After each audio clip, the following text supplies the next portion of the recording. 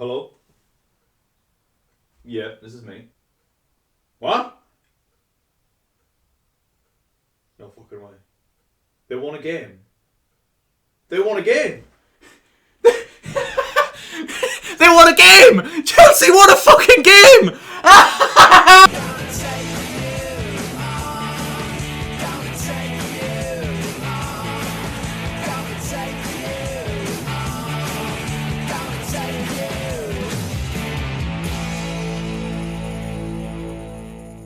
Hello guys, how are you getting on? My name's Aaron Kelly. Welcome back to another episode of the Premier League Verdict.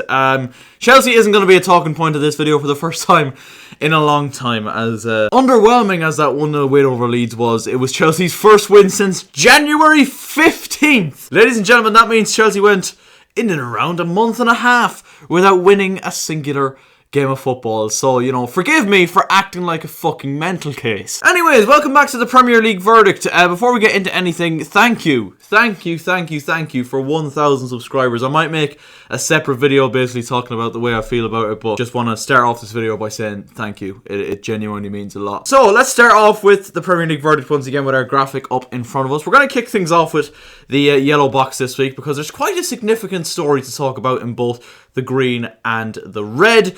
And the yellow box, the shocking wow moment of the week, to be fair, could have gone for that Liverpool-Man United game. Oops, spoilers. But I'm giving it to Reiss Nelson for a moment that Arsenal fans will look back on at the end of the season as probably, possibly, very probably, the moment Arsenal nicked the league title in the 97th minute against Bournemouth at the Emirates. And it's not even the fact that it's a 97-minute winner, it's the fact that Arsenal looked to be so down and out in this game. They fell behind after only 11 seconds, the second quickest Premier League goal of all time scored by Philip Billing. And it was all going so rosy for Bournemouth when they went 2-0 up at the start of the second half through Marco Senesi. And really, you were looking at Arsenal at that point in the game and thinking to yourself, they have got to do something very fucking special here if they're to get anywhere near winning this game of football. Thomas Partey brought them back into the game in the 62nd minute, and from that point, with how formidable Arsenal have been this season and how much they've looked like champions, you could kind of see that there might be a little bit of a chance that Arsenal get back into this game. Ben White then brought them level with 20 minutes left, and I think it was anybody's guess which way this game was going to go. I think a lot of people would have favoured Arsenal to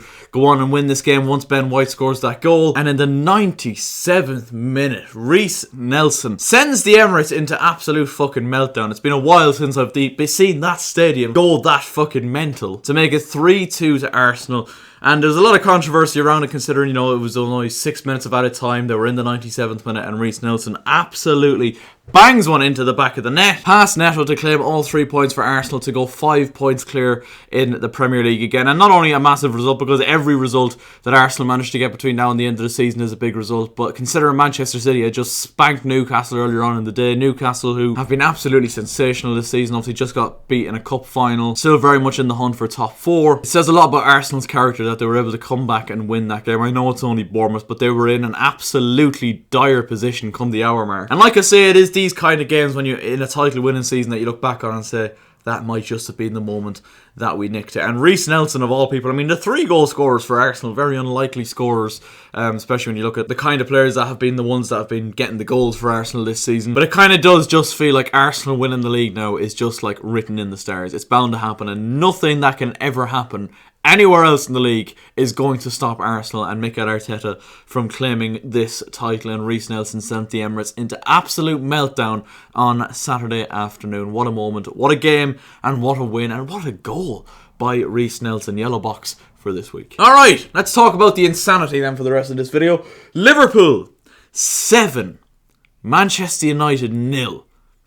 What the fuck? According to the forum guys going into this game, I would have looked at it and gone, Jesus, this is going to be a very, very even game, but by all accounts, you know, obviously Liverpool haven't had a very good season, but they've been decent enough recently if you want to exclude that hammering at home to Real Madrid in the Champions League. Liverpool in the league have been fairly good in the last kind of month or so. They've really started to pick up their form and are starting to look a lot more like the Liverpool of old. As for United, I mean, they're on an incredible run at the minute. Obviously just knocked Barcelona out of the Europa League. They've just won the League Cup, and they continue to win football matches in the league, extremely to the point where a lot of people were starting to consider them maybe as title contenders. And I mean, there was nothing to suggest otherwise. I mean, United were playing some really good football and getting results. Erik ten Hag is finally starting to make this side tick. But then they go to Anfield, and I genuinely expected, despite Man United's kind of poor record in recent years at Anfield, I genuinely expected United to go to Anfield and get a point. I kind of predicted a 2-2 before kickoff. And for the first half, really, it looked like it was going to be that kind of tight rivalry game, nip and tuck. Looked like it might have been a bit of a classic Man United away performance. Man United had a lot of chances in that first half. A lot of chances that were very much presented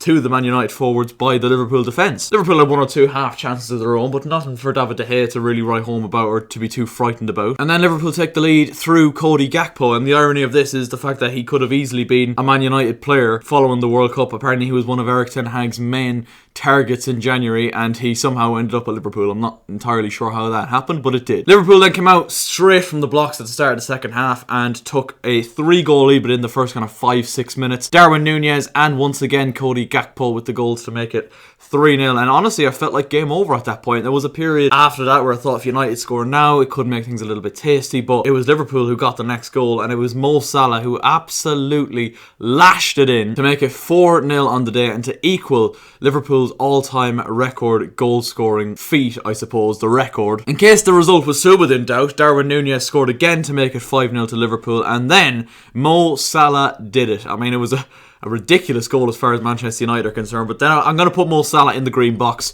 for becoming Liverpool's all-time record goal scorer in the Premier League, passing out Robbie Fowler. But I will say his overall performance certainly looked like the Mo Salah of old, and certainly looked like a massive return to form for Mo Salah.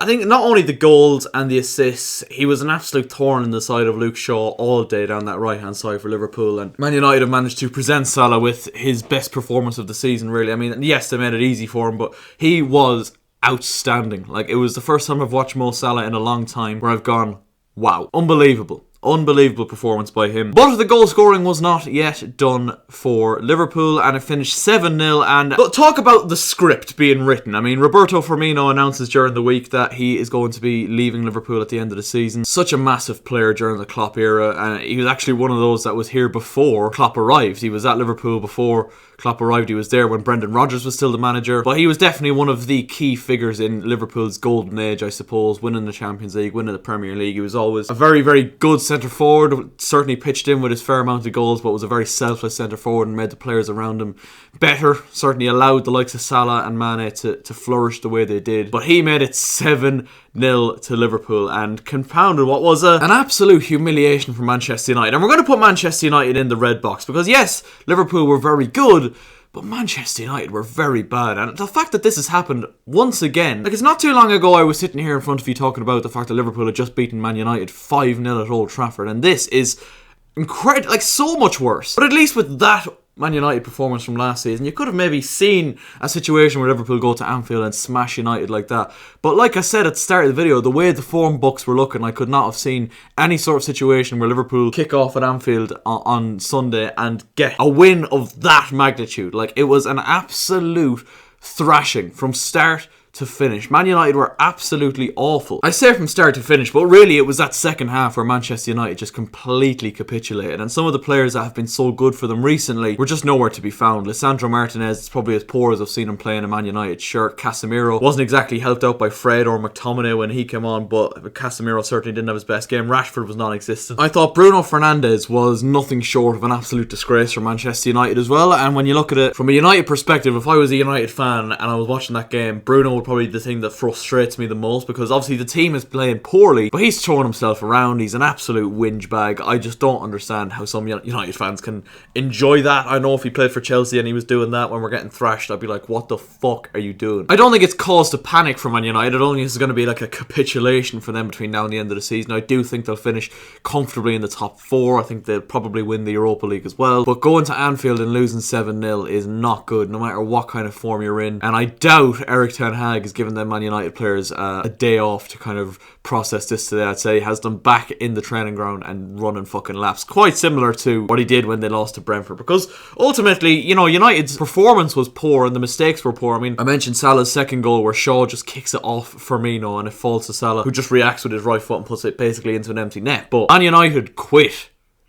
yesterday. They absolutely quit, like from 1 to 11 really. There's not one player you could pick out and say he gave it his all from start to finish. But United just have to get their head up and go again. I mean, they've been so good the last couple of weeks, and this is a blip, but quite a major fucking blip, let's be honest. To go to Anfield and lose 7-0 is not fucking normal. But they've got a lot of important games coming up, and I'm sure Erik ten Hag will be able to rally the troops. But yeah, that's where we're going to wrap things up for today, lads. Let me know your thoughts on the boxes in the comment section down below. Are Arsenal just waiting on that coronation? Is the crown just there within the grasp? Is it there? I think it would take a lot for Arsenal to not win this league at this point. Also, Man United fans and Liverpool fans, I want to see you all in the comment section down below. Let me know your thoughts on the game and what next for both of these sides. Is it the start of the Liverpool resurgence, and are United about to capitulate? I personally don't think so, but let me know what you think in the comment section down below. Leave a like if you enjoy, subscribe if you are new, and I will catch you later. I'm in the big leagues, told them don't miss me. Ballin' like Houston, ayy, feeling like Whitney. I need a bag, bruh, send it through quickly. I'm making his dog, like I'm in the big leagues. Told him that I gotta go, dog. I'm riding the road, y'all. I think that I'm back in my bag now, so I need that go, y'all.